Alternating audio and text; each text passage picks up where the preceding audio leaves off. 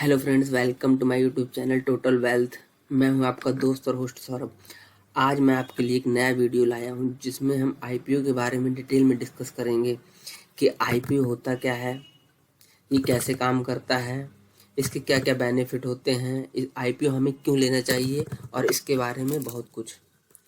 तो चलिए, सबसे पहले आपको मैं बता दूं कि आईपीओ का सीधा संबंध स्टॉक मार्केट से होता है, यानी कि शेयर मार्केट। इसका मतलब होता है कि इनिशियल पब्लिक ऑफरिंग, मतलब कोई भी कंपनी अपने एक्सपेंशन और ग्रोथ के लिए जब शेयर मार्केट में पैसे रेज करने के लिए पब्लिक को फर्स्ट टाइम अपने शेयर ऑफर करती है तो उसको आईपीओ कहते हैं।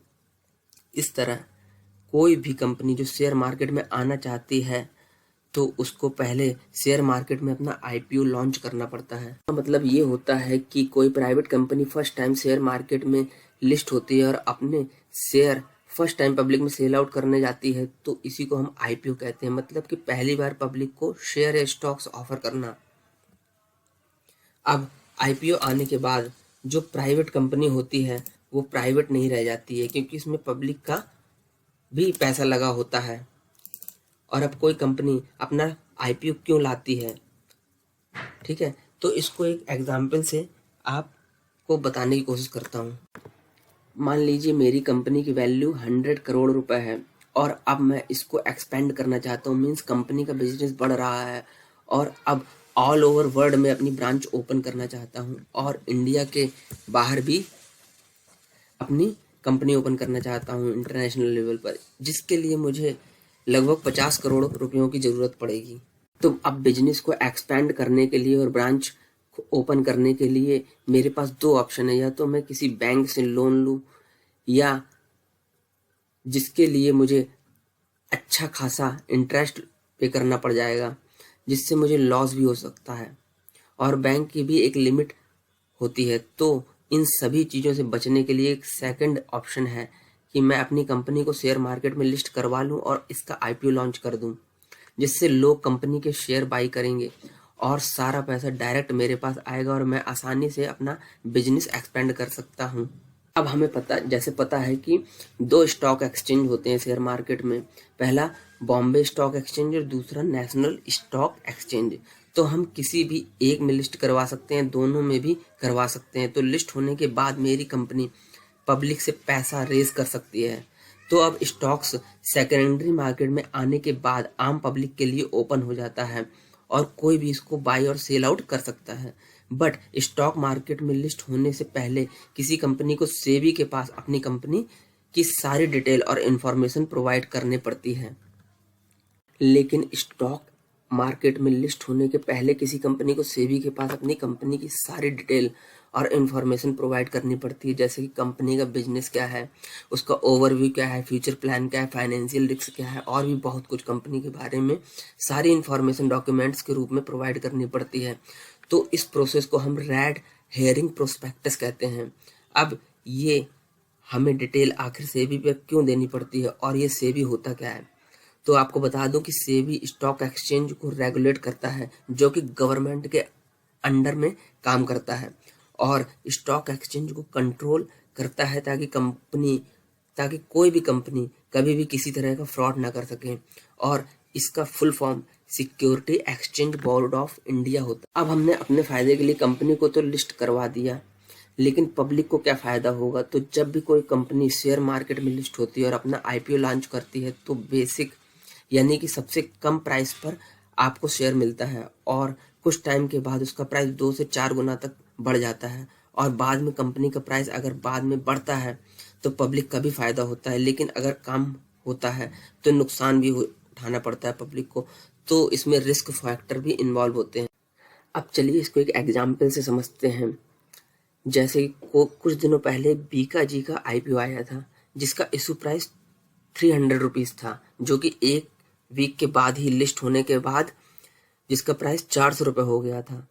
इसका मतलब कि उसका प्राइस 100 पॉइंट्स बढ़ गया था।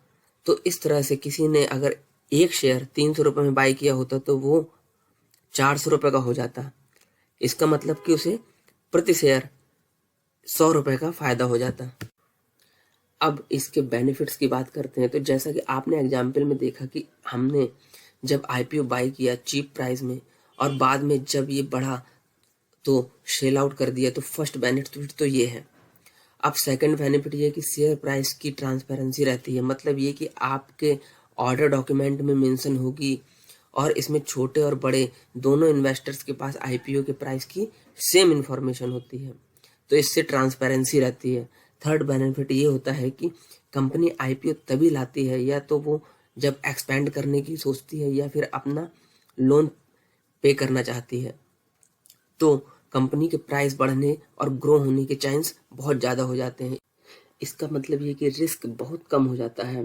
बट सभी आईपीओ के साथ ऐसा नहीं होता है। इसके लिए कंपनी की एनालिसिस ज़रूरी होती है, क्योंकि बिना एनालिसिस के आपने कोई भी आईपीओ बाय कर लिया तो बाद में आपको लॉस भी हो सकता है, क्योंकि सभी आईपीओ की प्राइस पब्लिक के लिए ओपन होने के बाद नहीं बढ़ती है। तो प्रॉपर एनालिसिस के बाद ही आपको सही आईपीओ में इन्वेस्ट करना चाहिए। अब आईपीओ बाय करने का क्या प्रोसेस होता है? तो जब कोई कंपनी अपना आईपीओ लाती है तो उसकी ओपनिंग डेट पहले से ही अनाउंस कर देती है कि आईपीओ में आप कब से अप्लाई कर सकते हैं, और क्लोजिंग डेट भी प्रोवाइड करती है कि कब इसकी लास्ट डेट रहने वाली है और ये सेकेंडरी मार्केट के लिए कब से लिस्ट होगा। तो ये सभी इन्फॉर्मेशन कंपनी पहले से ही प्रोवाइड कर देती है, जिससे कि आप इसमें अप्लाई कर सकते हैं और लिस्ट होने के बाद ही सेल कर सकते हैं या फ्रेश शेयर बाई कर सकते हैं। अब आईपीओ में अप्लाई करने के लिए आपको डीमैट अकाउंट ओपन करवाना होता है, तभी आप इसमें अप्लाई कर सकते हैं। मार्केट में बहुत सारे ऐसे प्लेटफॉर्म हैं जिसके थ्रू आप डीमैट अकाउंट ओपन करवा सकते हैं, जैसे कि Zerodha, grow app, angel one और भी बहुत सारे प्लेटफॉर्म है। तो अगर आप डीमैट अकाउंट ओपन करवाना चाहते तो नीचे दिए गए जीरोधा के डिस्क्रिप्शन लिंक से आप डायरेक्ट अपना अकाउंट ओपन करवा सकते हैं और आईपीओ के लिए अप्लाई कर सकते हैं। अब अगर आप किसी कंपनी का आईपीओ बाई करना चाहते हैं तो आपको कुछ बातें जरूर पता होनी चाहिए। पहला ये कि अगर आप आईपीओ के लिए अप्लाई कर देते हैं तो कोई गारंटी नहीं होती कि वो आईपीओ आपको मिल ही जाए। एग्जाम्पल के लिए, अगर किसी कंपनी के 1 करोड़ शेयर अवेलेबल हैं और एप्लीकेशन 2 करोड़ की आ जाती है तो सभी को शेयर अलॉट हो नहीं सकता है। तो अप्लाई करने के बाद ही कंपनी का आईपीओ आपको मिलेगा या नहीं मिलेगा उसकी कोई गारंटी नहीं होती है। दूसरा ये कि आईपीओ में 1, 2 या 3 ऐसी क्वांटिटी में हम शेयर बाई नहीं कर सकते हैं। इसमें एक लॉट साइज होता है। तो किसी भी कंपनी के आईपीओ का एक लॉट साइज जैसे कि 25 क्वांटिटी का है, तो इसका मतलब ये कि आपको लॉट के हिसाब से बाई करना पड़ेगा। और अगर आप एक लॉट से ज़्यादा बाई करना चाहते हैं तो लॉट के मल्टीपल में बाई करना होगा, जैसे कि 2 लॉट जिसमें 50 क्वांटिटी होगी और ऐसे ही 3 लॉट जिसमें 75 क्वांटिटी होगी। तो आप इसमें लॉट के अकॉर्डिंग ही बाय कर सकते हैं, ना कि आप अपनी एक पर्टिकुलर क्वांटिटी के हिसाब से बाय कर सकते हैं। तो अब शेयर की लिमिट भी होती है, क्योंकि लिमिट से ज़्यादा बाय नहीं आप कर सकते हैं और एक पर्टिकुलर रिटेलर केवल 2 लाख तक की लिमिट तक ही बाई कर सकता है। अब अगर आप जितने शेयर के लिए अप्लाई करते हैं तो ज़रूरी नहीं कि आपको उतने ही शेयर मिल जाएं, क्योंकि ये अवेलेबिलिटी और कितनी एप्लीकेशन आई हैं इस पर भी डिपेंड करता है। अब अगर आप चाहते हैं कि आपका फेवरेट आईपीओ आपको मिले तो आप मल्टीपल अकाउंट से भी अप्लाई कर सकते हैं, जिससे आईपीओ मिलने के चांसेस काफ़ी बढ़ जाते हैं। अब जब किसी कंपनी का आईपीओ लॉन्च होता है तो 3 तरह के लोग इसमें पैसा इन्वेस्ट कर सकते हैं। पहला, जिसमें क्वालिफाइड इंस्टीट्यूशनल बायर्स होते हैं, क्यूआईबी। इसका एग्जाम्पल जैसे कि mutual fund companies, insurance companies, बड़े बड़े कॉरपोरेट्स भी इन सब में इन्वॉल्व होते हैं, जिनके पास बहुत सारा पैसा होता है और उनका एक कोटा भी होता है। इनके लिए अप टू 50% तक के शेयर रिजर्व होते हैं। इसका मतलब ये है कि अगर हमारे पास कंपनी के पास पूरे 100 शेयर हैं तो इसमें से 50 शेयर इनके लिए रिजर्व होते हैं।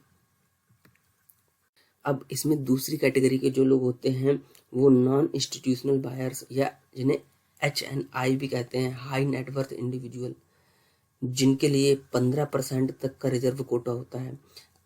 अब इसमें लास्ट कैटेगरी आती है पब्लिक की, यानी कि रिटेलर की। इसमें 2 लाख तक की जो कि इन्वेस्ट कर सकते हैं हम आप।